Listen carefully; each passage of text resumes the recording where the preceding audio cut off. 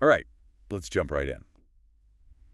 Today we're taking a deep dive into Mark chapter 13. Oh, yeah, Mark 13. It's a bit of a doozy.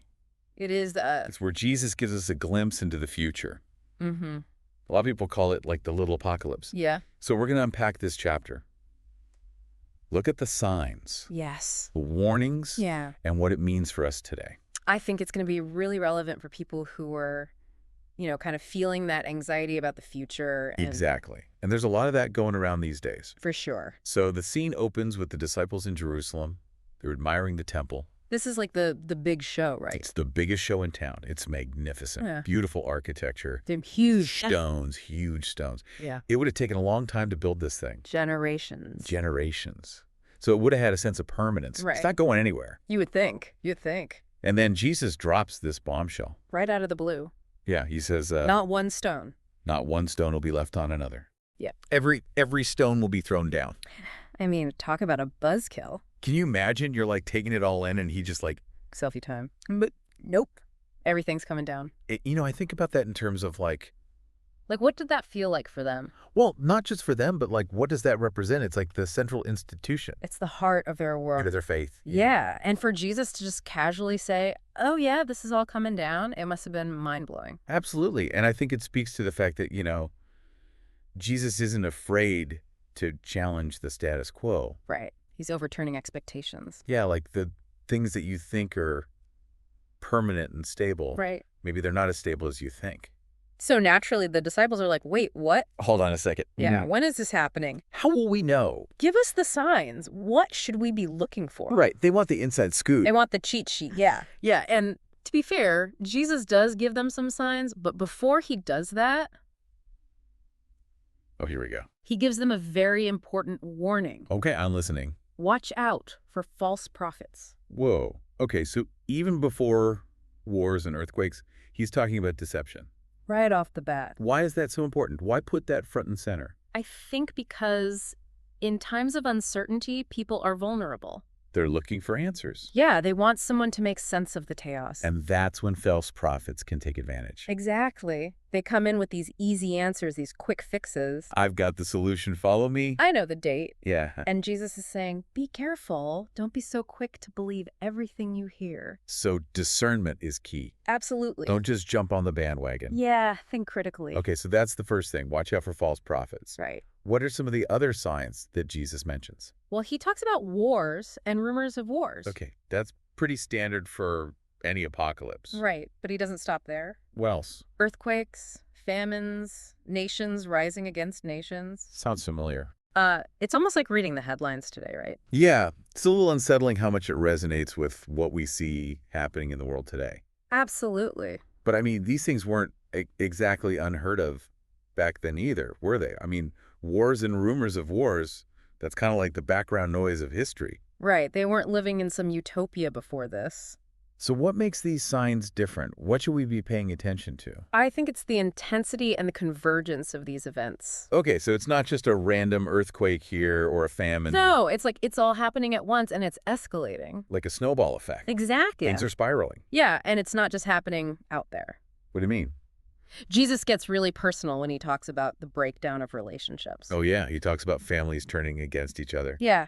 Brother will betray brother to death and a father his child. It's heavy stuff. Children will rebel against their parents and have them put to death. That's intense. Like, it's not just about global events anymore. No, it's about the very fabric of society unraveling. Even within family. Even within families. Wow. So we've got deception wars, Yeah. natural disasters, family strife. Anything else we should be on the lookout for? Well, there is one more sign that Jesus mentions, and it's a real head scratcher. Okay, hit me with it. He calls it the abomination that causes desolation. The what? Yeah, it's a mouthful, right?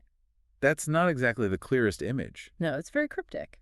So what in the world is this abomination of desolation? Well, it's actually a phrase that comes from the book of Daniel. Okay. And it refers to a specific historical event where the temple was desecrated by a foreign power. So it was like the ultimate sacrilege, a violation of their most sacred space. Right, and in Jesus' day, it would have sent chills down people's spines. Okay, no, not that again. Yeah, it was a very dark moment in their history. So it's a sign that things are hitting a critical point.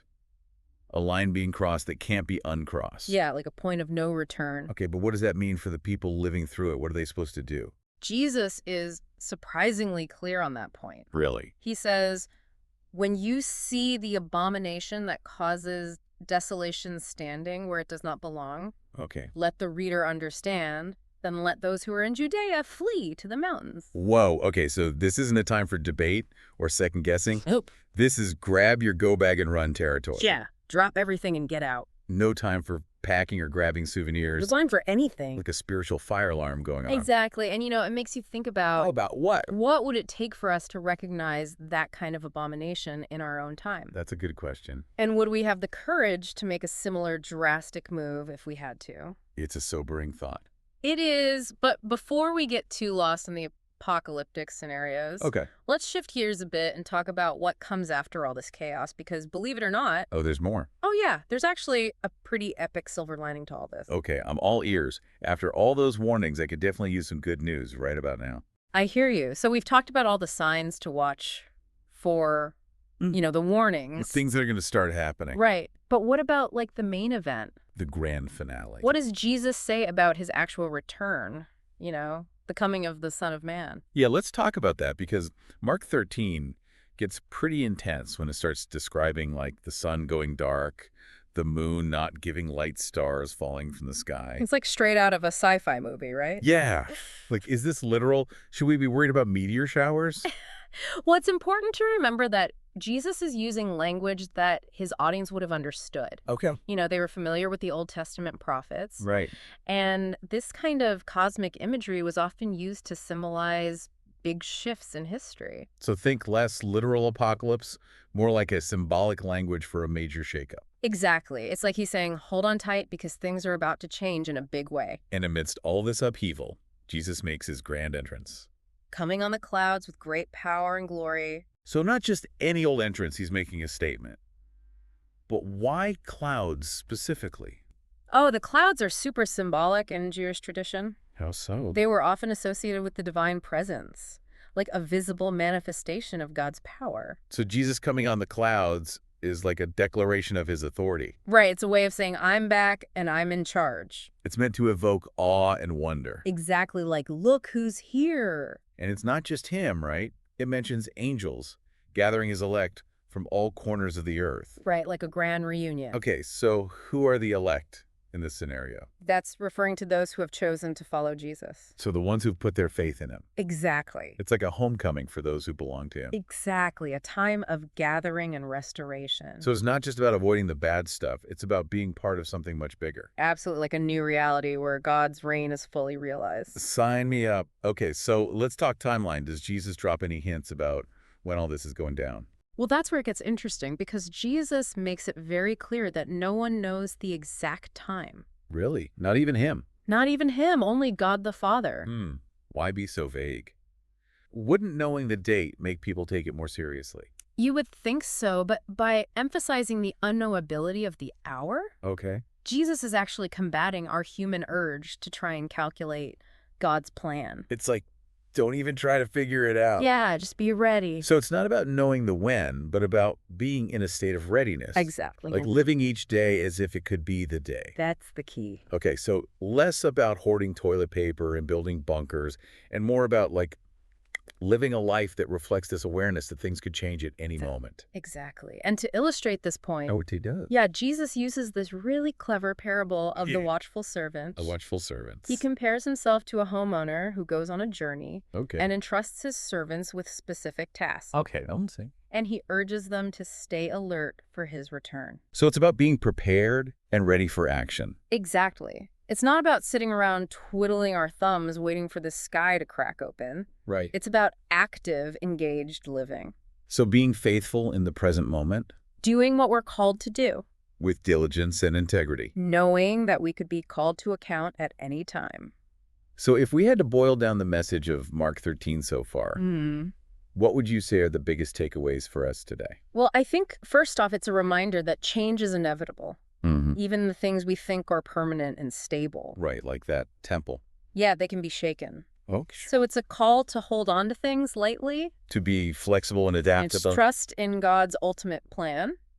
I like that. Second, Yes. I think it's about discerning truth. In a world that's full of noise and deception. Exactly. There are so many voices vying for our attention. Follow me. I've got the answer. I know the date. Yeah, it's easy to get swept up in all that. Right, so we need to be rooted in something solid, something that helps us distinguish between truth and falsehood. Okay, that makes sense. And lastly, Last but not least, the call to action. not just to sit around and wait. No, to be actively engaged in living out our faith. So to be watchful and prepared. Exactly, to make choices that reflect our understanding of what's coming. To live each day as if it could be the one he returns. That's the heart of it. That's a lot to chew on. Mm. And honestly, it raises a ton of questions for me. Like what? Like, how do we actually live this out in a practical way? Hmm, What does it mean to be truly watchful in the midst of our everyday lives? those are great questions. And I think exploring those will require us to kind of delve a bit deeper into what Jesus says about preparing for his return. So how do we actually live out this idea of watchfulness? What does it look like in practical terms? Yeah, because it's easy to get caught up in the big picture, the cosmic events and all that, Right. and kind of miss the day-to-day implications. Exactly, and I think Jesus gives us this really helpful analogy to illustrate this point. Oh, yeah. Remember that bit about the fig tree? The fig tree, yeah. Yeah. He talks about how when you see the fig tree budding, summer is coming. Right. What's the connection there? He's basically saying, pay attention to the world around you. Just like you can see the signs of summer approaching, there are signs all around you pointing to my return. So it's not just about staring at the sky, waiting for clouds to part or decoding, cryptic messages. Right. It's about being attuned to the rhythms of life, the natural world, the spiritual realm, Absolutely. recognizing patterns, connecting the dots. Being sensitive to those little whispers, The whispers of God's voice. Yeah, in the everyday moments. So it's about cultivating a posture of awareness, Right. being present and engaged with what's happening around us. Rather than being, stuck in our own little bubble. Exactly. And that awareness translates into action. Right. It's not enough to just recognize the signs. We have to respond, We have to prepare ourselves. make choices that reflect our understanding of what's coming. Exactly. Okay, so how do we do that? What does a watchful life actually look like, in practical terms?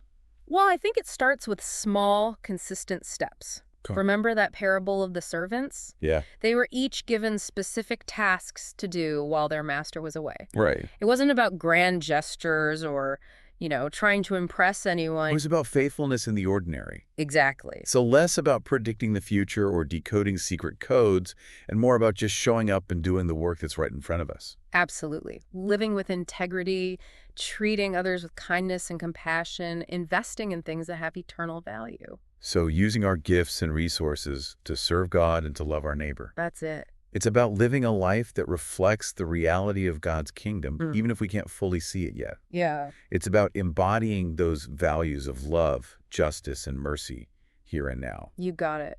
Being a light in the darkness. A source of hope in a world that often feels hopeless. Exactly. It's not just about surviving the end times, it's about thriving in the midst of them. Yes. Letting our faith shine brighter as the world around us grows darker. And, it makes me think about that question we posed earlier about how our lives would be different if we truly believed what Jesus is saying here in Mark 13. Right. If we lived each day with that awareness that he could return at any moment, Yeah. how would that change our priorities, our decisions? Our relationships even. It's a powerful question to sit with. It is. It challenges us to examine our lives, assess what truly matters. And make sure our actions are lining up with our beliefs. And I think that's really the heart of what Jesus is getting at in this chapter. Mm-hmm. It's not about scaring us into submission. No. It's about inviting us into a deeper relationship with him A relationship of trust and obedience. and joyful anticipation for his return. Well said. And on that note of hope and anticipation, I think we've reached the end of our deep dive into Mark 13. It's been quite a journey, It has been. It's a chapter that's full of warnings and challenges. but also hope. But ultimately, it's a message of hope Hmm. and a call to action. To Right. be watchful, to be prepared, and to live each day to the fullest. Amen to that. So to all our listeners out there, thanks for joining us on this deep dive into Mark 13. It's been a pleasure. Keep exploring this passage, keep wrestling with its implications, and most importantly, keep living each day as if it could be the one Jesus returns. Yes. Thanks for listening.